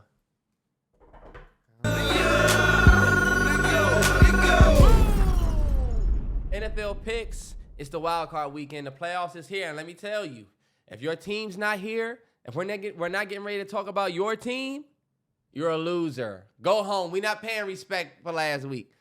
We're not talking about none of them teams. If you're at home right now, stay home. Our teams are at home. Have something to say about some of the games from last week. We can definitely talk about some of them games from last week, but we ain't paying no respect. No respect. We'll just talk about it. Because the season's over with. Start your off season. Motherfucking Eagles. Eagles. Y'all really all season called me a hater. I'm a hater. All y'all bullshit. Y'all make this, y'all pump y'all quarterback up and say he's top 5. He's an MVP. Why? Does he lead the league in passing? No. Does he lead the league in touchdowns? No. Does he lead the league in interceptions? Yes. I'm sorry, turnovers? Yes. But guess what? He's a winner. He's been winning. So guess what? When the winning stopped, like I told you it would, look what happened. Fucking crumbling. And I love to watch it. I loved it. Every minute of it. He did. Fuck out of here. Eagles, because I be right. I can't believe y'all went out there and lost. And I don't know why I feel like the Giants be talking trash about us with Giants fans. Y'all got it. But you go out there and you lose to the Giants. You give the Cowboys the division. I'm so disappointed in the Eagles. I'm so disappointed. Because y'all about to have the Cowboys out here talking trash. And trust me, y'all talking trash was bearable. But you're going to make it hell for all of us now. Uh-huh. Y'all are only saving grace. Another one. Jaguars, I ain't got nothing to say to you. Pathetic. Jaguars might be You dress like a Jaguars fan, minus some green in here somewhere. What do you look like? You look like you train Jaguars mid-flight. Jaguars, y'all might have the biggest L of the year. Single-handedly. To start off 8-3 with that amazing defense that y'all had at one point. The defense was going crazy. Trevor Lawrence I had him on my fantasy the whole year. He was all right. For y'all to crumble like that at the end and miss the playoffs after starting 8-3, y'all might have the biggest disappointment of the year. The Eagles are still in the playoffs. I talk a lot of shit about the Eagles, but guess what? These motherfuckers can still go and win the Super Bowl. They fuck around and win and fuck around and win and fuck around and win. You never know. But the fact that y'all lost the way y'all lost, 5 out of 6 of the last games, it's just pathetic, bro. It is. Terrell, you know you had the best overall record this account has tracked in the last 3 years. Because I know ball. Whole 9 watch. I know ball. 169 and 103. That's bullshit, whole 9 watch. Whole 9 watch, that's bullshit. If you go back to my last year, I was fire. Terrance, but you have never had a record as good as me. I think I was like a 63%. A lot of you niggas can't even guess half the games right. Wildcard week. Oh, wait, look. Week 18. Terrance, you're going back to old I was shit. 164 and 107. 60%. I was 63% this year. Big shout out to Whole 9 Watch, who tracked our NFL stats for his 3rd year in a row. Yeah. We appreciate you. Every year, it's been dope. We got to send something that guy's way. We do. When it's time to send shit, Whole 9 Watch you on that list. On that list. And that's coming, y'all. I know y'all have been well, you know what? Fuck it. Shut up. Dolphins, you thought you was going to escape the smoke? You're not. Yeah, Dolphins. Y'all even though y'all here, here, seed, but come on. Y'all definitely y'all was the motherfuckers in Squid Game that cut the cookie out all the way and then the end that motherfucker just cracked. Yeah. Yeah. At the end that motherfucker just cracked. Oh no. Huh? All right, bet. Wildcard weekend starts on Saturday, January 13th. Starting at 4:30, and this is a different one because it's going to be on NBC and Peacock. Yep. So you can watch it on TV if you got cable, but then Peacock is going. Oh, Peacock and Telemundo. I don't know. So that's 4:30 p.m. First up, we got the Cleveland Browns at the congratulations Houston Texans. D'Amico Ryans. Love that season and the way that it ended. Shout out to y'all. Terrell, who we going for that first wild card game? As much as I am excited for D'Amico Ryans and CJ Stroud, watch D'Amico soak up that victory right before he went in the locker room. Watch CJ Stroud break down in tears. You just can't help but to root for them. But I really do honestly think the Browns will come out there and the defense will win the game. Yeah. I think Flacco will do what he got to do, but I think the defense will win that game. I'm going to pick the Texans. Because the Texans is... Yeah, remember I said I'm picking the Texans because, to me, the Texans have that momentum. They about to be at home. I love what they got going with the young boy. I want to see him get a playoff win. I felt like I watched that Browns game. I just felt like the ball bounced y'all way that day. I'm going with the Texans. Texans, fuck it. The 8 o'clock game that day, same day, the 13th, Saturday, 8 p.m., Dolphins at Chiefs. This is going to be a Peacock exclusive. I don't know how the hell I'm going to watch it. I'm going to jump on the crack streams. Dolphins at Chiefs, they had the same record. The Dolphins did not have the end of the season that they looked for, and the Chiefs have looked kind of rocky all year. Terrell, who you going for? I am going to go with the damn, this is tough. I'm going with the Kansas City Chiefs, I'm going to go with the Chiefs at home. I don't think Mahomes will lose. I do think the Dolphins can put up points, though. When the Dolphins get in rhythm, they can put up points. They lost a lot of key pieces on defense, and that scares me. And the receiving core of the Chiefs scares me. But fuck the Chiefs. I'm going with the Dolphins. I'm going with the Chiefs, man. Taylor Swift's going to be in the building. You know the NFL script is in effect. I'm going with the Chiefs. That's an easy pick for me. Oh, I forgot we getting that Usher halftime show. He about to smoke it. Oh, yeah, on the Super Bowl. I'm going with the Dolphins. Fuck the Chiefs. It's going to be a points. I think it's going to be a points difference. I think the Dolphins are going to be able to score. I think Tyreek Hill going back to his old Come on. joint. We get it. All right, bet. We ain't got but 4 games this week. I know, but I'm saying, Steelers at Bills. I'm going to go Bills at home. I don't think the Steelers are going. I love Tomlin, my guy, but I'm going with the Steel City, man. I want the upset so bad. I want to see Mike Tomlin do the unthinkable. I feel like if you even get a playoff win with this Steelers team and Mason Rudolph, that's big respect on Mike Tomlin's name. I feel like the Bills are probably going to win this game. This is me going against the grain and seeing at least the upset of the weekend is probably going to be the Steelers over the Bills because the Bills look so privileged to get into the playoffs. I don't know what it was. The way Josh Allen was talking, I'm like, you shouldn't even be in this shit. They hustled, man. The Bills was what? They was almost 500 at one point. They was getting their ass whooped. And they hustled to get to this joint. I think the Bills will win, but I'm picking the Steelers for the upset. And that's a 1 p.m. game. The next game is going to be at 4:30 on Fox. You got the congratulations 9-8 Packers. I guess I'll congratulate y'all for whatever. Packers at Cowboys. At the Cowboys. And let me tell you something. Cowboys know about the Packers when it comes to the playoffs, but I will say they know about Aaron Rodgers and the Packers when it comes to playoffs. Yeah. I'm picking the Cowboys to win this game at home. I don't think Jordan Love and them going to have enough to stop the onslaught of that Dallas defense. Same. I'm picking the Cowboys. I definitely feel like the Cowboys are going to win this game. But, you never know. I feel like the bright lights look funny for the Cowboys. Y'all normally get that first win, though. So, we'll see. 8 o'clock game. This is going to be on NBC, Universal, Peacock. You got the Rams. Congratulations. What a turnaround for their season. Absolutely. Getting to the playoffs against the Detroit Lions. And I'm going to keep it 100, y'all. Do y'all know who is stepping back into that stadium, that Lions stadium? What is it, Ford Field? Ford Field. That man that built it. That man that built it, with that 9 on his chest. Man that made Megatron who Megatron is. Even though Megatron, of course, is who one of the oldest 9s in the league right now. Fact.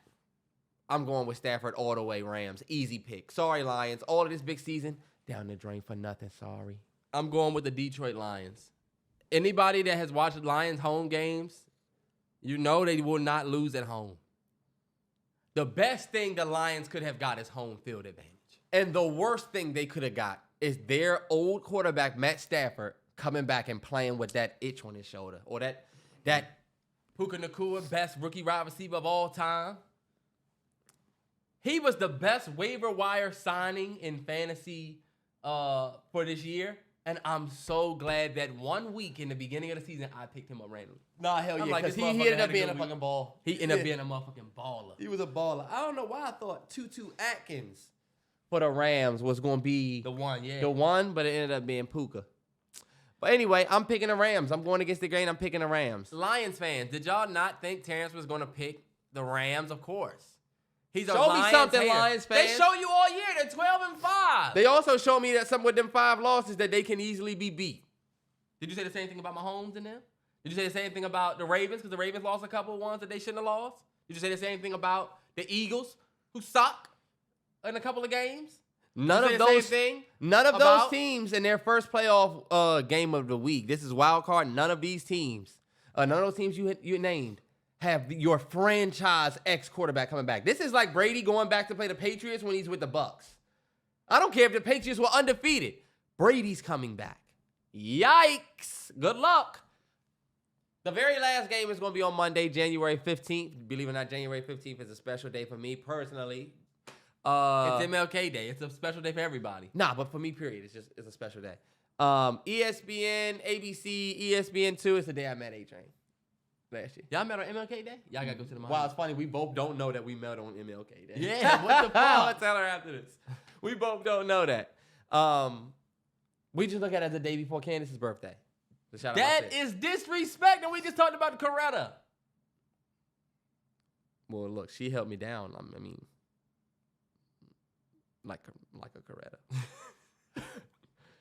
Monday, January 15th, we got Terrell's favorite, the Philadelphia Eagles. They are at the fucking Tampa Bay Buccaneers. Damn, away game. Y'all should have won. Bucks fucked around and won their division. Y'all fucked around and got an away game to start. Okay. And Are you guys going to be surprised at Terrell's pick? Because Terrell, who you picking? Come on now, Bake Show. Baker Mayfield, comeback player of the year.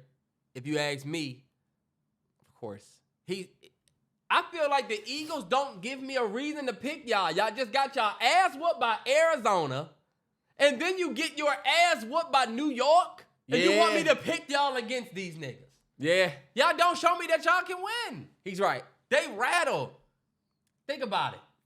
These niggas, I have never seen them come on. Like A.J. Brown saying, what I'm going to say? A.J. Brown faking his little injury. You know what I say about you, A.J. Brown? You broke that record and you had those 5 games in a row, and then guess what? You went back to who you was before you had them games. Who we knew you was. You was back in the conversation. But you see, now we're not going to do that because A.J. Brown is a beast. He's a beast. Like that. He's a beast. But that shit went from here to here. And if Stephon Diggs has to have the damn conversation, people want to say, oh, Stephon Diggs ain't as good as he. Bet. Same thing for y'all guy. Because after he hit that record, shit went down. He's been doing some knockout things this year already. A.J. Brown has been a beast this year. But for them games, he was. You're right. I'm going to pick the Eagles, y'all. I'm going to take the safe pick. I'm going to pick the Eagles. I feel like they might be able to come out and beat up on a Buccaneers team that just scraped by and made it to the playoffs. The Buccaneers have lost games. Philly, if y'all go out there and lose, it'll be bad. It'll be worth being embarrassed about. So, yes, that will be embarrassing if they lose. I'm going to pick Philly, and that's going to be my pick. That's going to be it for the wild card weekend. Shout out to everybody that listens to this podcast. Terrell is going to be out of town. He's going to D-Yard again. So shout out to him. Send him all of the love. He's going to take my nephew with him. We're sad about that. I'm going to be here for the Realest 9 and the District 9 holding it down until he gets back. So, of course, subscribe to the podcast. I'm sorry, subscribe to the Patreon. We're getting the year started off on the right foot. Absolutely. So far as the pod next week, it might be a little different. It might be a little bit different next week, yeah. Mm-hmm. But, we'll figure out what we're going to do. Yes, sir. Get ready to leave here and get on that plane. Y'all wish me well. And y'all wish me well on the road. Y'all be careful out there. It's a bug out there. Next time.